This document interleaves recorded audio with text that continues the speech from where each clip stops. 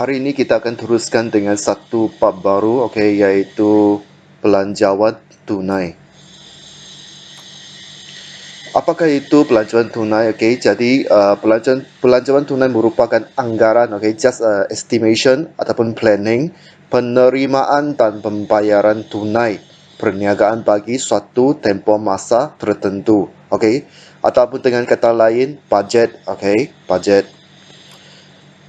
Now, penerimaan dan pembayaran tunai di sini, okey, tunai di sini bermaksud tunai di tangan dan juga tunai di bank, okey. Maksudnya cash in hand dan juga cash in bank. Okey, dua-dua ini dikategorikan sebagai tunai dalam bab ini ya. So, selepas ini untuk bab belanjawan, asalkan kita namakan tunai, okey, kamu kena ingat dia termasuklah tunai di tangan dan juga tunai di bank. Okey, yang ini merupakan beberapa fungsi ataupun kepentingan, okey, untuk belanjawan tunai. Membuat perbandingan penerimaan dan pembayaran tunai, mengenal pasti kecairan tunai, mengawal penerimaan dan pembayaran tunai, mencari sumber tambahan untuk menampung kekurangan tunai, mengurus perbelanjaan mengikut keutamaan dan juga rujukan untuk permohonan pinjaman. Gambar raja ini saya petik daripada buku teks pada muka surat 87, okey. Untuk maklumat lanjut boleh rujuk muka surat tersebut lah. Apakah yang dikategorikan sebagai penerimaan dan juga pembayaran dalam belanjawan tunai? Jadi di sini disenaraikan beberapa contoh yang lazim kita jumpa. Untuk penerimaan tunai, tak kiralah penerimaan tunai di tangan ataupun penerimaan cek, okey, ataupun yang melalui bank. Yang kita terima adalah modal yang dilaburkan, modal tambahan. Maksudnya kita keluarkan wang untuk memulakan perniagaan. Okey, jualan tunai, penerimaan daripada akaun belum terima APT untuk jualan kredit. Kita akan bincang ini dengan lebih lanjut lah. Okey, dalam slide-slide yang berikutnya. Jualan tunai aset bukan semasa, pinjaman bank. Nah, pinjaman bank ini maksudnya kita memohon bank loan, dan apabila bank loan diluruskan oleh bank, okey, duit tersebut akan dimasukkan ke dalam akaun bank kita. Jadi itu pun kita kategorikan sebagai penerimaan. Faedah atas simpanan, dividen, komisen diterima. Jadi semua ini merupakan sebahagian daripada penerimaan. Okey, maksudnya kita terima wang. Tak kira ada wang di tangan ataupun wang di bank. Untuk pembayaran pula, okey, pembayaran lebih mudah difahami ya. Okey. Belian tunai, kita beli barang secara tunai. Pembayaran kepada ABB untuk belian kredit. Belanja operasi seperti gaji, insurans, kata bayaran, okey, dan sebagainya. Ansuran pinjaman, pembelian tunai aset bukan semasa. Jadi satu key point di sini kan, kalau wang itu masuk, kita kategorikan dia sebagai penerimaan. Dan kalau wang itu keluar, okey, kita kategorikan dia sebagai pembayaran. Okay, very easy lah, very common sense lah. Now, ini merupakan contoh, okey, contoh untuk belanjawan tunai yang lengkap. Okey. Jadi belanjawan tunai ini saya petik daripada buku teks pada muka surat 92. Okey, 92. Jadi sekarang kita akan mengenali, okey, mengenali perancangan tunai dengan lebih lanjut. Kita kenali setiap bahagian yang ada di dalam belanjawan tunai. Yang pertama, of course, okay, merupakan dia punya tajuk. Okay, nama perniagaan di atas, kemudian diikuti dengan tajuk belanjawan. Dan untuk belanjawan kita tulis sebagai belanjawan tunai bagi 3 bulan. Berakhir sekian-sekian tarik masa tahun. Okay. Untuk belanjawan tunai selalunya kita akan buat suku tahun, iaitu untuk 3 bulan. Tapi ada juga syarikat yang dia buat belanjawan tunai untuk setengah tahun, ada juga yang buat untuk 1 tahun. Tapi untuk soalan latihan kita selalunya untuk 3 bulan sahajalah. Now, kalau katakanlah dia memerlukan kita sediakan belanjawan tunai pagi 3 bulan. Berakhir 30 Jun. So maksudnya kan kita buat 3 bulan dan the final month, the last month, okay, would be June. Okay, the last month would be June. Jadi apakah 3 bulan yang terlibat? Jadi kita kira dari Jun, kita kira ke depan untuk 3 bulan. So Jun, Mei dan April. Jadi untuk kita punya belanjawan untuk 3 bulan berakhir 30 Jun, kita akan buat untuk bulan April, Mei dan juga Jun. Now, katakanlah saya ubah dia punya tajuk belanjawan tunai bagi 3 bulan berakhir 31 Disember. Jadi, apakah 3 bulan yang terlibat? Start dari Disember, kita kira 3 bulan ke depan. So, Disember, November, Oktober. Jadi, dalam belanjawan itu, kena ada bulan Oktober, November dan Disember. Okay, very clear. Jadi, ini merupakan tajuk belanjawan. Okay, selepas belanjawan, okay, pastikan kita sediakan kolom yang mencukupi okay, butiran, okay, 3 bulan yang berikutnya. Dan the first item yang kamu akan ada adalah baki awal tunai. Baki awal tunai dan kita selalunya tulis sebagai baki BB. Ingatlah, tunai di sini refer kepada tunai di tangan dan juga tunai di bank. Kalau seorang dia berikan tunai di tangan dan tunai di bank, kita akan campurkan kedua-duanya sekali untuk baki BB. Selepas baki BB, kita akan ada penerimaan. Okay, penerimaan maksudnya wang yang kita terima. Okay, dan kita akan jumlahkan penerimaan untuk setiap bulan. Okay, kita akan jumlahkan penerimaan untuk setiap bulan. Next, kita akan ada pembayaran. Okay, selepas penerimaan adalah pembayaran. Okay, sama juga selepas kita senaraikan semua pembayaran, kita akan jumlahkan pembayaran bagi setiap bulan. Dan di bawah pembayaran, kita ada lebihan ataupun kurangan. Now, apakah itu lebihan kurangan? Lebihan kurangan merupakan jumlah penerimaan bagi bulan tersebut tolak dengan jumlah pembayaran bulan tersebut. Okay, so let's say lah, kita tengok contoh di depan bulan April. Kita punya jumlah penerimaan adalah 30,000. And then untuk jumlah pembayaran 17400. Jadi untuk lebihan kurangan kita akan ambil jumlah penerimaan 30,000 tolak dengan jumlah pembayaran 17400. So the balance would be 12600. Now sekiranya positif, dia akan dikenali sebagai lebihan. Okay, selepas tolak dua-dua itu kalau positif, okay, dia akan dikenali sebagai lebihan, dan kalau negatif, dia dikenali sebagai kurangan, dan angka itu ditulis dalam kurungan, okay, in bracket. Alright. Now, akhir sekali, baki HP. Baki HP merupakan baki akhir tunai. Baki HP merupakan baki akhir tunai. Macam kita nak dapatkan baki HP, senang saja. Kita ambil baki BB awal, yang di atas itu kan, baki BB awal, campur dengan lebihan. Okay. Ataupun kalau kita dapat kurangan, kita akan ambil baki BB tolak dengan kurangan. And then the balance would be baki HP. Okay. Jadi, sepintas lalu kita tengok sekali lagi dari atas ke bawah, kita ada tajuk belanjawan bagi 3 bulan, berakhir sekian-sekian, tarik masa. Okay. Lepas tu, mulakan dengan baki BB, diteruskan dengan penerimaan, teruskan lagi dengan pembayaran. Lepas tu, lebihan kurangan, iaitu kita ambil jumlah penerimaan dan tolak jumlah pembayaran. Okay, kalau positif, lebihan. Kalau negatif, kurangan. Angka ditulis dalam kurungan.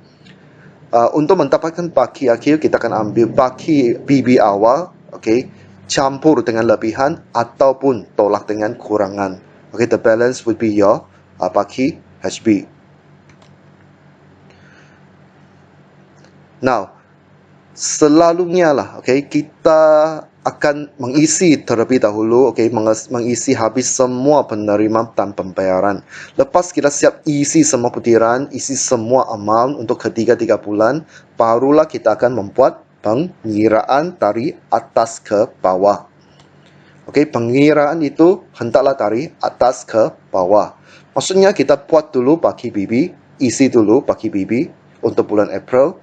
Lepas tu kita siapkan bahagian penerimaan dan kita buat jumlah penerimaan. Dan diikuti dengan pembayaran. Senaraikan semua item-item pembayaran dan akhirnya kita kira jumlah pembayaran. Dan seterusnya kita kira lebihan kurangan dan selepas itu kita akan kira bagi HP.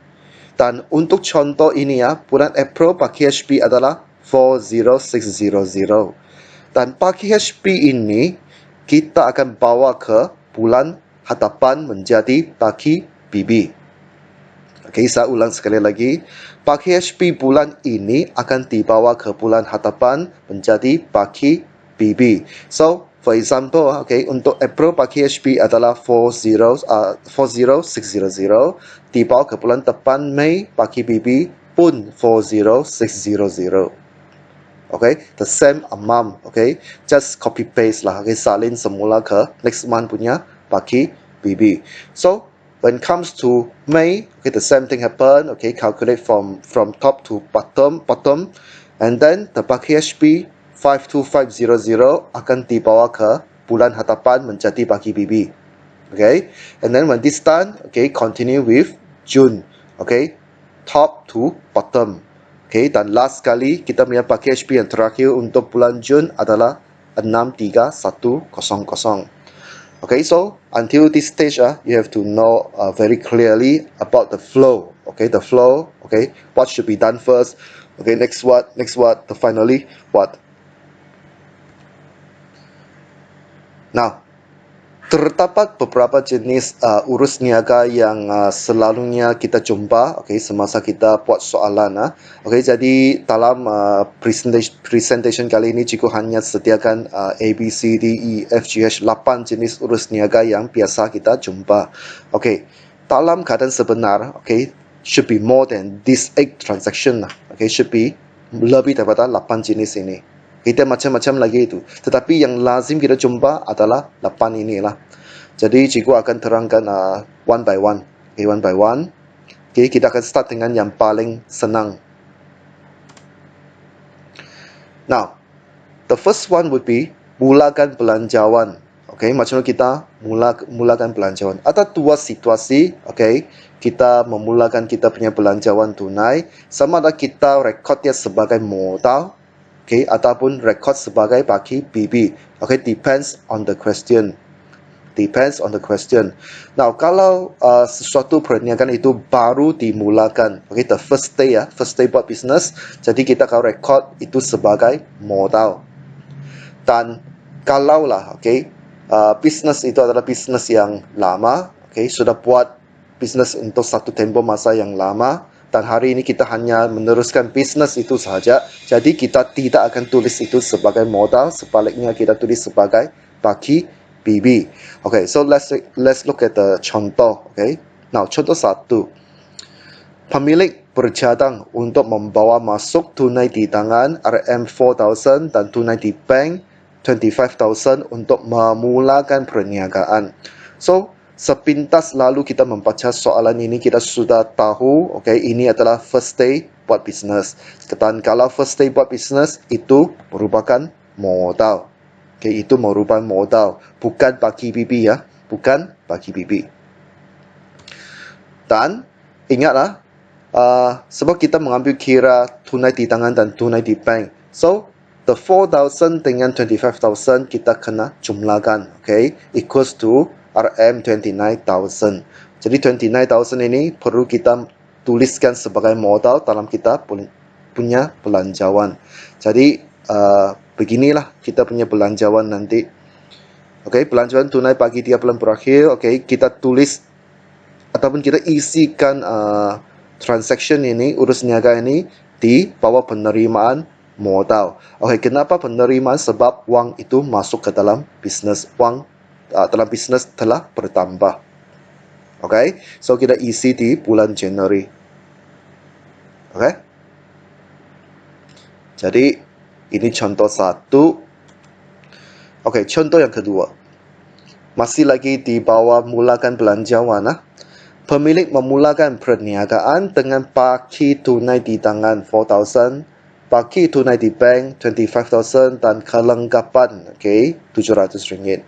Okay, sometimes soalan memang dia selain dia masukkan tunai dan bank kan, dia akan mengganggu kamu dengan memasukkan macam-macam jenis aset. Contohnya perabot, kelengkapan dan macam-macam lagi lah. Now, ingatlah masa kita buat belanjawan, kita hanya ambil kira cash dan juga wang yang ada di dalam bank. Dua itu saja yang kita tengok. Aset lain kita tak mau kacau. Okay? So, jadi daripada ayat ini memang jelas lah. Okay? Dia kata memulakan perniagaan dengan parkir tunai. So, parkir tunai refer to parkir BB. So, for this one, it is no more modal. Tetapi dia merupakan parkir tunai. So, the same thing. Okay? Kita total up. Okay, cash in hand dan juga cash in bank, 29,000. Dan parkir kelengkapan diabaikan kerana dia bukan tunai. Okay, dia bukan dalam bentuk tunai, so kita abaikan. Dan kita punya belanjawan, kita akan isi di parkir BB, bukan isi di penerimaan sebagai modal. So make sure you pandai bezakan dua situasi tadi. Okay. Kalau dia first day business, kita isi di penerimaan modal. Kalau dia parkir tunai ataupun sudah lama membuat bisnes, kita akan isi di parkir BB. Done with the first urus niaga. Now, yang kedua, modal tambahan. Modal tambahan. So, masih ingat kan apa itu modal tambahan? Modal tambahan merupakan wang peribadi. Aset peribadi yang dibawa masuk ke dalam perniagaan. Jadi untuk belanjawan tunai, modal tambahan dia actually refer kepada wang peribadi, tak kira lah cash ke ataupun bank ke, yang dibawa masuk untuk kegunaan kedai. Ingatlah peribadi masuk ke kedai itu adalah modal tambahan. Contoh 3. Pemilik bercadang untuk membawa masuk tunai RM6,000 dan sebuah meja pengurusan RM450 pada bulan Februari. Now, so ingatlah, kita hanya tengok tunai bank saja. Kalau ada meja ke, ada perabot ke, ada kerenteraan ke, semua itu abaikan dalam belanjawan tunai. Jadi, modal tambah modal meja pengurusan diabaikan kerana bukan tunai, so very straightforward. And then, our belanjawan tunai, kita akan isi di bawah penerimaan. Kita tulis sebagai modal. Dan 6,000 kita isi di bulan Februari. Bukan bulan Januari ya. Kamu ikut soalan. Kalau soalan kata Februari, Februari lah kamu isi. Done with the second type of transaction. C. Belanja ataupun hasil satu kali. Maksudnya one time expenses ataupun one time revenue. Maksudnya yang bukan setiap bulan punya hasil ataupun bukan setiap bulan punya belanja. Maybe once in a while punya belanja ataupun hasil. Let's look at the contoh. Contoh 4. Peniaga menerima faedah simpanan tetap berjumlah 1,000. So, nama pun menerima faedah simpanan. So, kita boleh tahu dia adalah penerimaan. Berjumlah 1,000 pada bulan Mac. Peniaga bercadang untuk melakukan promosi yang akan menelan belanja sebanyak RM900 pada bulan Februari. So, ayat ini ada dua urus niaga. Satu, menerima faedah. Yang kedua, bayar promosi. So, penerimaan kita ada satu lah kan, faedah simpanan, dan pembayaran kita pun ada satu, yaitu belanja promosi ataupun promosi. Jadi kita punya belanjawan kita akan isi beginilah. Untuk penerimaan faedah simpanan tetap, so isi di bulan Mac.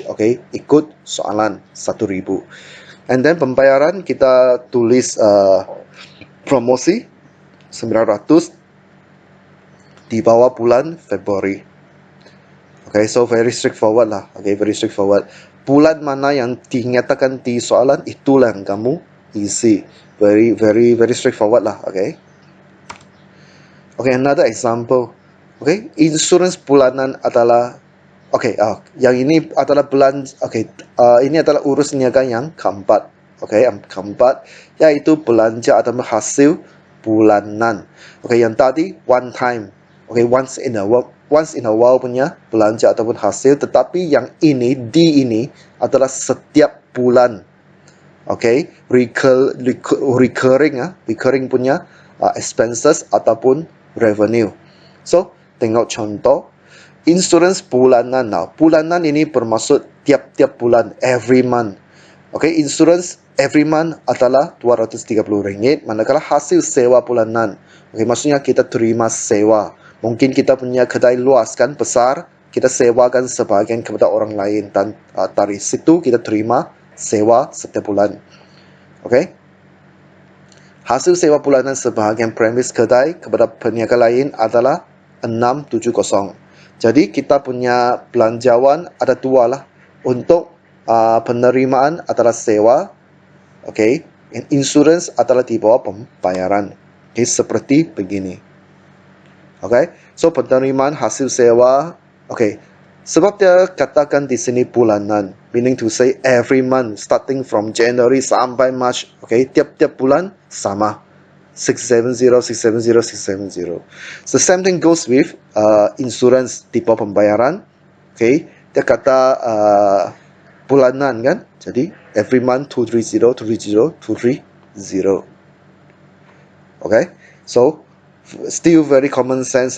Up to this point, still common sense. Still easy. Still easy.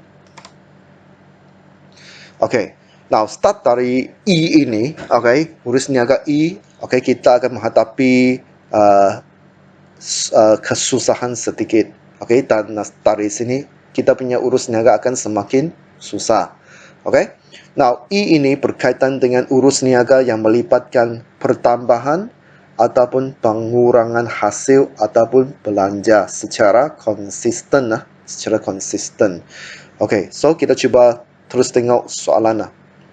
Contoh 6. Kadar bayaran pada bulan Januari dianggarkan 400 dan dijangka meningkat 10% daripada bulan sebelumnya. So maksudnya beginilah kan. Untuk Januari, kadar bayaran adalah 400. Bila sampai ke bulan Februari, dia akan meningkat sebanyak 10%, compared to previous month. Dan bila sampai bulan March, dia increase lagi 10% daripada bulan Februari. So maksudnya setiap bulan dia bertambah 10% based on previous year. Now, let's look at the calculation. So, let's say lah, untuk January, kita punya kadar bayaran adalah 400. So, when it comes to February, so the 400, sebab kita sudah tahu dia increase 10% kan. So, 400 times 100% plus 10%. 10% itu adalah kadar pertambahan. And the calculation will give you RM440 for February. When it comes to March, dia increase lagi 10% based on February punya kadar bayaran. So February punya kadar bayaran adalah 440 kan. So times 100% plus 10%, will give you RM484. So this is the meaning. Bertambah 10% setiap bulan. Jadi untuk kita punya belanjawan nanti, since kadar bayaran adalah belanja kan, kita bayar bil elektrik semua itu. Jadi ditulis di bawah pembayaran. Jadi January 400, February 440, dan juga March 484. Dan seterusnya lah kalau ada. Contoh 7. masih lagi kadar bayaran, tetapi untuk case ini adalah menurun secara konsisten. Kadar bayaran pada bulan Januari dianggarkan RM400 dan dijangka menurun 10% daripada bulan-bulan sebelumnya. So the same thing. So January 400. When it comes to February, dia berkurang sebanyak 10% based on January. And it comes to March, dia akan berkurang lagi 10% based on February. Jadi the calculation, January 400, February 400 times 100% tolak 10%. Why tolak 10%? Sebab dia kata menurun sebanyak 10%. Okay, then the calculation will give you 360. Okay, 360. Okay, that is the kadar bayaran for February, RM 360. And when comes to March, okay, dia akan reduce 10% lagi based on February kan. So February 360. Okay, tarap lagi 100 tolak 10%, we give you 324. Okay, 324. So berkurang berbanding bulan Februari. And for the belanjawan will be like this lah. Pembayaran, kadar bayaran, okay, January 400, February 360, and then March 324. Okay, still acceptable Okay, urus niaga kredit. Okay, this is the difficult part. Okay, this is the difficult part. Now before we look at the contoh, okay, saya perlu jelaskan beberapa perkara di sini ya. Now let's say lah, untuk urus niaga kredit dalam belanjawan tunai, selalunya dia melibatkan beli barang niaga ataupun jual barang niaga secara kredit. So ingat, secara kredit meaning to say no payment for now. No payment for now. Okay, the payment will be made next month ataupun in the near future. Itu adalah secara kredit. Okay. Now, kita tengok contoh di sini, satu pernyataan di sini, beli barang niaga secara kredit, maksudnya secara berhutang lah, dengan tempo 1 bulan kredit ataupun tempo kredit 1 bulan, okay, the same thing lah, okay, tempo 1 bulan kredit ataupun tempo kredit 1 bulan, the same thing. Now, kalau kita kata beli barang niaga secara kredit, otomatik dalam hati kita sudah tahu tiada bayaran kepada akau belum bayar pada bulan pembelian. Okay, maksudnya no payment, okay, for this month. Okay, apakah maksud tempo kredit 1 bulan? Itu adalah hutang hendaklah dijelaskan dalam masa 1 bulan. Hutang hendaklah dijelaskan dalam masa 1 bulan. Itu adalah tempo kredit 1 bulan. Kalau kita kata tempo kredit 2 bulan, okay, maksudnya jelaskan hutang dalam masa 2 bulan. Maksudnya within 2 months, you have to clear the debt. Okay? Now, contoh. Pada Januari, barang niaga 5,000 akan dibeli secara kredit dengan tempo 1 bulan kredit. Okay? So, maksudnya, pada Januari, even though, okay, we buy, okay, we buy the barang niaga 5,000 secara kredit di Januari. Tetapi, dia sudah bagi tahu di situ tempo 1 bulan kredit. Meaning to say, we can pay next month. We beli now, but we pay next month. Dan dalam belanjawan, kita hanya ambil kira apabila kita pay. Masa kita beli secara kredit, itu tidak perlu catat di dalam belanjawan. Okay? So, kita akan bayar pada bulan Februari dan pembayaran itu kita catat di bawah pembayaran, tulis sebagai akau belum bayar di bulan Februari. Okay, why bulan Februari? Sebab dia sudah bagi tahu 1 bulan kredit. We buy di bulan Januari tetapi bayar pada Februari. Itu maksudnya 1 bulan kredit. Next month, a month later. Okay? Now, same thing dengan jual barang niaga secara kredit. So, jual barang niaga secara kredit, maksudnya tiada bayaran daripada APT. Kita tidak terima apa-apa bayaran daripada orang lain. Orang lain berhutang dengan kita untuk bulan ini. Orang itu akan bayar kepada kita dalam 1 bulan kredit. Next month, baru kita akan terima bayaran kalau kita jual barang secara kredit. So, contoh. Pada bulan Januari, barang niaga RM7,000 akan dijual secara kredit. So, kita jual pada bulan Januari secara kredit. Tetapi, bila kita akan terima wang, dia kata 1 bulan kredit. Maksudnya, Februari baru kita terima wang. So, meaning to say, di belanjawan tunai, kita hanya ambil kira bulan yang kita terima wang. Okay? So, yaitu Februari. Okay? Di bawah penerimaan, kita tulis akal belum terima di bawah Februari RM7,000. Okay, if you feel very confusing about this jual dan beli barang niaga secara kredit, okay, you can always rewind, okay, rewind atau replay bahagian ini. Okay, no problem. Now, let's look at the few contoh. Nah, contoh 8. Encik Liao menubuhkan perniagaan barunya pada bulan Januari 2020. Belian pada Januari dianggarkan RM800. Okay, RM800 lah, Januari ya. 40% daripada belian tersebut adalah secara tunai. So, maksudnya daripada RM8,000 ini 40% sudah dibayar.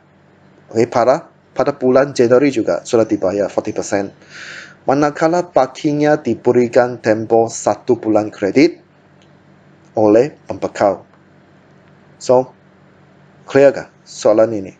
So, meaning to say, out of 8,000, 40% Januari sudah bayar, and then the balance 60% diberi 1 bulan kredit. Maksudnya 60% kita akan bayar, okay, pada bulan Februari.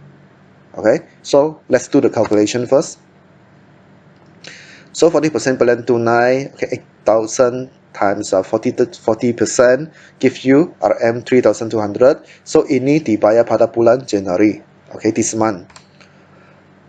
So dalam kita punya belanjawan, kita catat di pembayaran, kita tulis belian. Okay, ada juga orang tulis belian tunai. Okay, no problem. Okay, kita isi di bulan Januari 3,200. Okay, so ini kita rekod di belanjawan sebab melibatkan pembayaran tunai mah, kan? Now, belum habis lagi ya. Now, the second calculation is the remaining 60%. So 60% times 8,000 gives you 4,800. Ini yang diberikan tempoh 1 bulan. So, kita beli pada Januari. So this 60%, this 4,800 will be paid di bulan Februari. Dan kita tulis itu sebagai akal belum bayar. Okay? So, whenever you deal with this kind of question, you have to be very careful. You have to be very careful. Okay, yang penting untuk urus niaga tunai. Okay, belian tunai. Kalau kita beli di Januari, Januari jugalah kita rekod. Tetapi kalau untuk belian kredit ataupun yang baki, yang masih berhutang ataupun tempo kredit, bulan kredit, kita akan rekod di bulan-bulan berikutnya. Okay, so this contoh 8 actually is a very good example for you. Okay. Nah, contoh 9. Masih lagi di urus niaga kredit. Encik Lu menubuhkan perniagaan barunya pada bulan Januari 2020. Belian pada Januari dianggarkan, wah ini berapa nih? 120,000.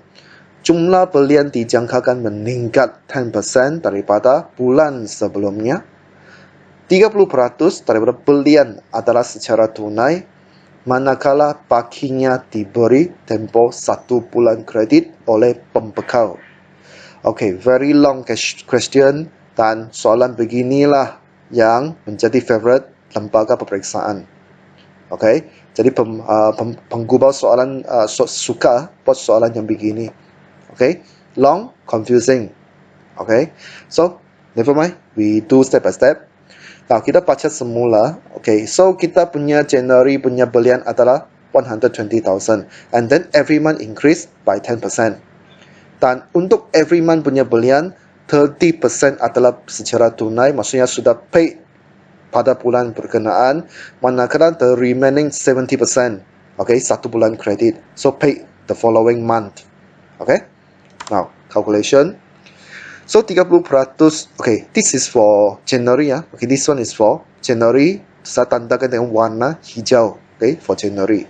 So 30% out of 120,000 is 336,000 pada bulan January, and then 70% will be 84,000, okay, dibayar pada February next month. So the belanjawan will be like this lah.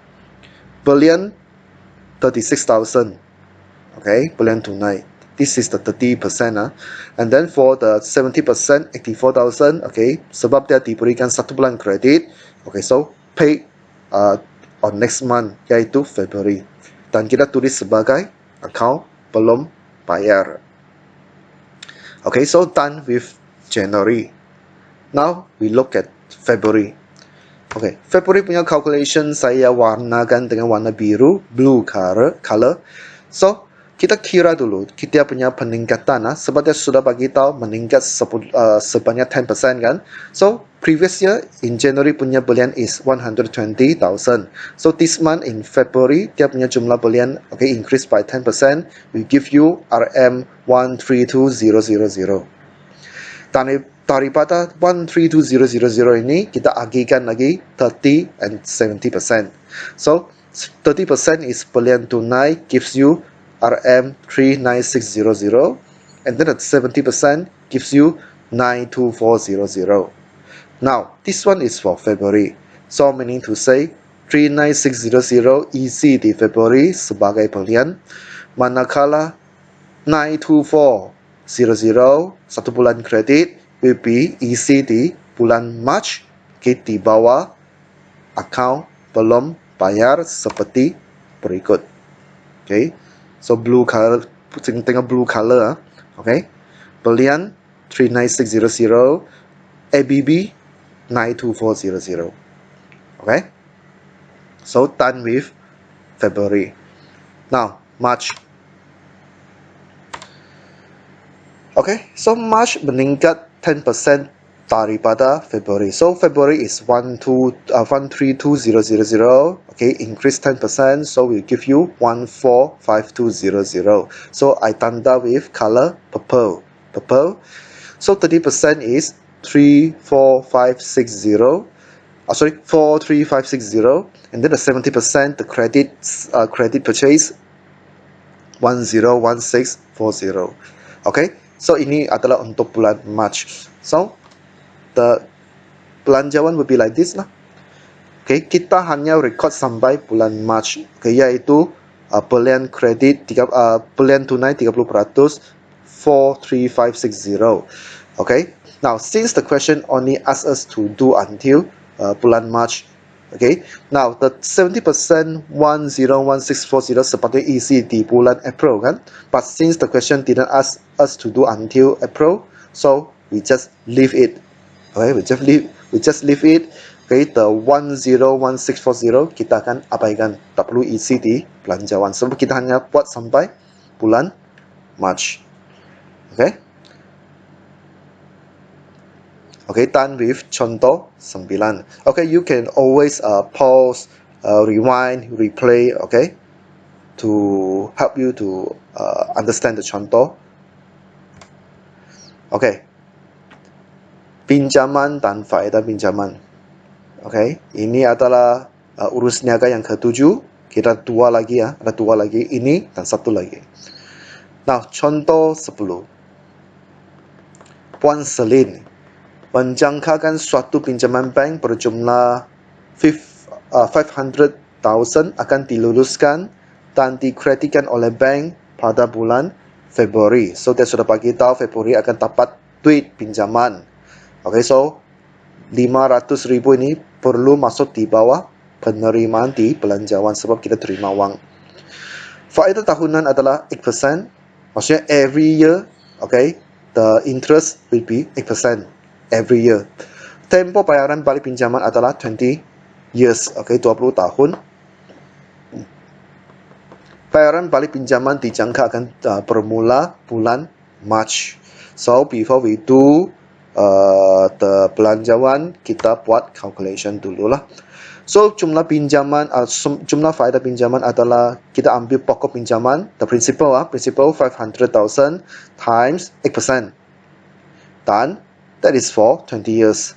So the total interest to be paid, okay, would be RM 800,000.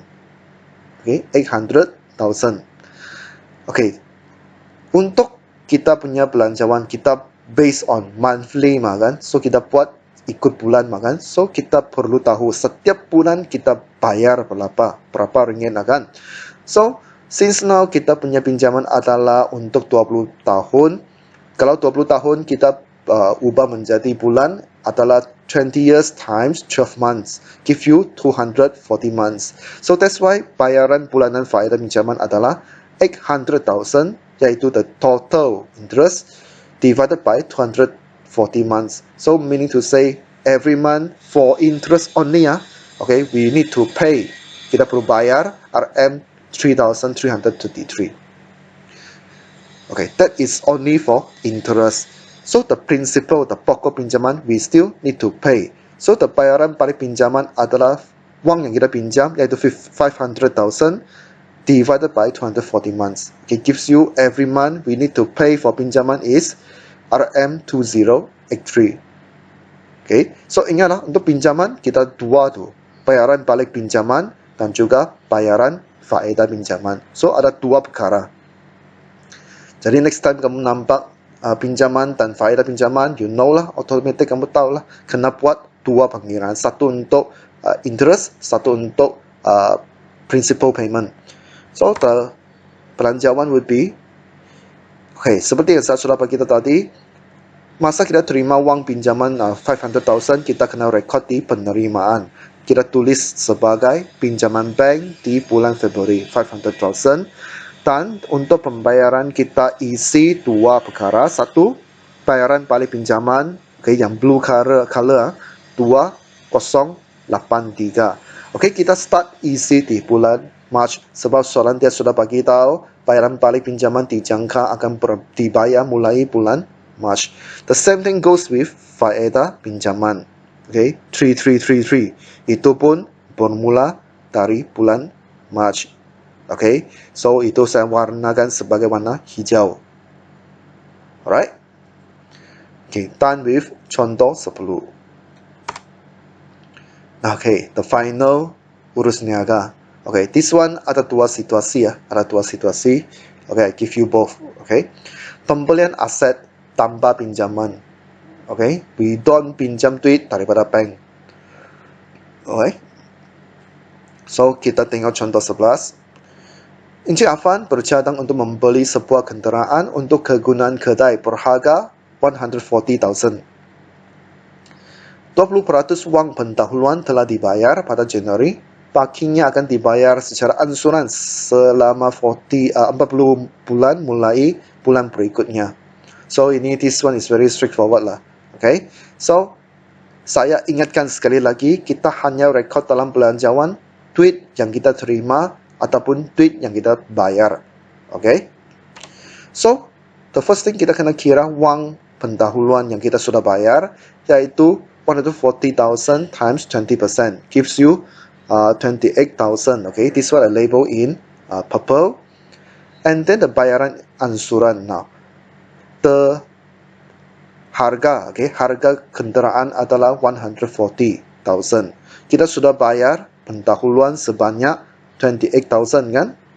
Okay, so parking itu akan kita bayar dalam 40 bulan secara sama rata. So that's why we need to bahagi 40. Okay, sebab kita akan bayar setiap dengan satu jumlah yang sama untuk 40 bulan. So the calculation will give you 2,800. Maksudnya setiap bulan punya ansuran kenderaan adalah 2,800 ringgit. Okay. So bila kita akan mula bayar ansuran, kita akan mula bayar Februari. Okay, Februari. So the belanjawan will be like this lah. Okay, untuk pembayaran kita tulis kenderaan. Januari kita bayar dia punya wang pendahuluan kan 28,000, and then starting from next month okay, February dan so on. Okay, tiap-tiap bulan kita bayar 2,800 for February, March dan seterusnya. Okay, so this is the first scenario, yaitu pembelian aset tanpa pinjaman. Okay, the final one. Pembelian aset dengan pinjaman. Okay, this one is a bit complicated. Okay.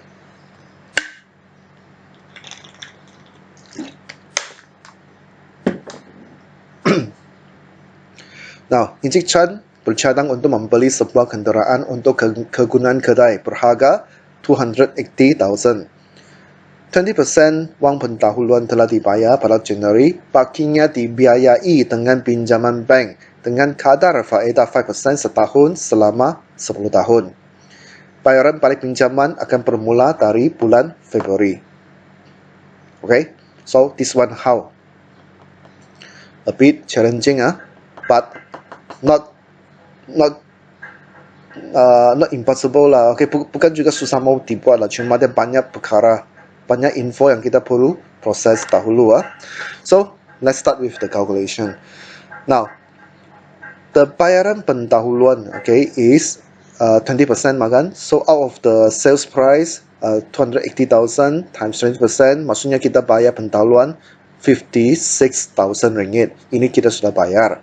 Jadi, berapa yang kita perlu pinjam, okay, selepas kita bayar pendahuluan. So, harga kenderaan 280,000 tolak kita punya pendahuluan, okay, maksudnya kita masih lagi kurang, okay, 224,000 ringgit. So, inilah wang yang kita perlu pinjam daripada bank. Now, whenever kita pinjam bank, mesti ada interest. So, kita kira interest lah. Okay, dan kita kira terus setiap bulan kita bayar berapa peratus, berapa ringgit punya interest. So, bayaran angsuran pinjaman, so kita pinjam 224,000, okay, bahagi 120. Kenapa 120? Sebab dia kata bayar dalam 10 tahun. Dan 10 tahun kita convert menjadi bulan, menjadi 120 months. So, the calculation will give you RM1X67. Maksudnya setiap bulan kita punya bayaran balik pinjaman kenderaan adalah 1X67. Okay, ini baru bayaran balik pokok. Okay, so the faedah atau interest. Faedah pinjaman adalah 5% for 10 years. So, the money we borrow from bank yaitu 224,000 times 5%, okay, times 10 years. Sebab 1 tahun 5% lah. So, 10 tahun, okay, kita times 10. And then, divide by 120 months. So, for the interest payment for every month would be RM933. Okay, so the belanjawan will be like this lah. Okay, you look at the color. So for the wang pendahuluan 56,000. Okay, so saya tulis di bawah pembayaran yaitu pendahuluan kenderaan 56,000 di Januari. And then the bayaran balik pinjaman dan faedah pinjaman will start from February setiap bulan. Okay, so the bayaran balik pinjaman kenderaan in green color 1X67 is starting from February. Then the same thing goes with faedah pinjaman kenderaan starting from February 933. Okay, so done with all the example. So the key, okay, the key of success for this topic for belanjawan tunai, you have to kaji, you have to study a lot of example, especially the complicated one. Okay, so saya showkan kamu. Okay, actually in this video I talk quite fast. Okay, I talk quite fast. Okay, but never mind. Okay, you can download this video. Okay, and I will also give you the PowerPoint, okay, in PDF form. So you study many times, okay, until you betul-betul faham each example. Okay, so if not understand juga, okay, please come and ask me. Okay, I will explain to you, okay, a bit further. So homework, okay, so for tonight, okay, ataupun for few days later, okay, study the video again, and then study the notes. Okay, betul-betul try buat the calculation. Okay, when you are ready, try to answer the question. Okay, in your workbook. Okay, from muka surat 49 to 50, yaitu soalan 6, 7, 8. Okay, so you have to try ya. You never try, you never know. Okay, kamu kena buat latihan, okay, supaya kamu faham. Okay, so for this video, okay, up to this point only. Jadi I thank you for I thank you for watching this video, and I hope you will revise this belanjawan again. Okay, if still got problem, okay, you can ask me anytime. So see you